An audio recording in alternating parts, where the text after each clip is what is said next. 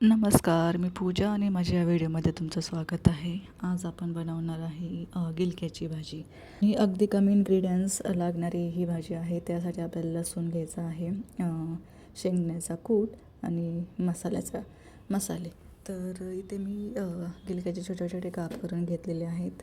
कढईमध्ये 1.5 चमचा तेल टाकलेलं आहे आणि तेल गरम झालं की यामध्ये आपल्याला जिरे, मोहरी आणि ठेचलेलं लसूण टाकून घ्यायचं आहे. आणि लसूण थोडासा एक 5 ते 10 सेकंद तेलामध्ये परतून घ्यायचं आहे, जेणेकरून त्याचा कच्चापणा निघून जाईल. आणि लसूण तेलामध्ये छान असा परतला की त्यामध्ये आपल्याला हळद टाकायची आहे. आणि हळद टाकून झाली की त्यामध्ये आपल्याला छोटे छोटे काप केलेले गिलक्याचे तुकडे टाकून द्यायचे आहेत आणि तेलामध्ये छान असे परतून घ्यायचे आहेत. आणि हो, जेव्हा आपण गिलक्याचे तुकडे तेलामध्ये टाकतो तेव्हा गॅस थोडासा हाय फ्लेमवर ठेवायचा आहे, म्हणजे ते पटकन असे नरम होतात. आणि झाकण ठेवून आपल्याला त्यांना शिजू द्यायचं आहे आणि मध्ये मध्ये त्यांना चेक करायचं आहे की गिलके खाली तर लागले नाही आहे ना. तर इथे मी 5 मिनटासाठी त्यांना झाकून ठेवलेलं आहे मीडियम गॅसवर. आणि मी मध्ये मध्ये चेक पण करत होते की नरम झाले आहेत का गिलके. आणि नरम झाल्यानंतरच आपल्याला बाकीचं इन्ग्रेडियंट्स टाकायचे आहे यामध्ये. तर इथे बघू शकता तुम्ही गिलक्यांना पाणी सुटलेलं आहे आणि छान असे नरम झालेले आहेत आपले गिलके, शिजलेले आहेत. आणि म्हणजे गिलक्याच्या भाजीला स्टार्टिंगलाच आपल्याला मसाले नाही टाकायचे. गिलके छान असे शिजल्यानंतरच त्यामध्ये मसाले टाकायचे आहेत. आता यामध्ये मी आपले इन्ग्रेडियंट्स टाकणार आहे, म्हणजे लाल तिखट टाकणार आहे. आणि लाल तिखट मी ते 2 चमचे टाकलेलं आहे.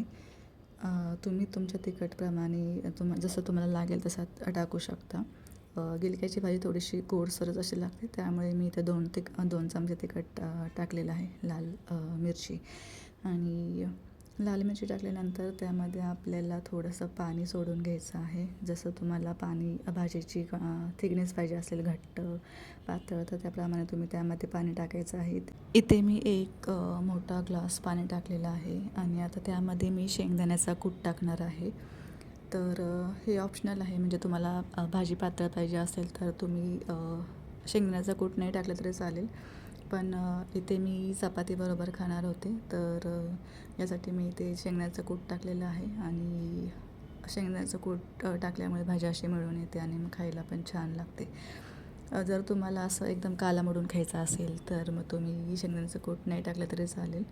मग ते म्हणजे ऑप्शनल आहे. आणि ही तर आपली भाजी रेडी आहे. त्या चवीनुसार मीठ टाकायचं आहे आणि त्याला उकळी येऊ द्यायची आहे.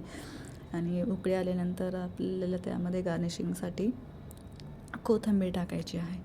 तर ही गिलक्याची भाजी बनवायला एकदम सोपी आहे, अगदी 10 मिनटात तयार होते.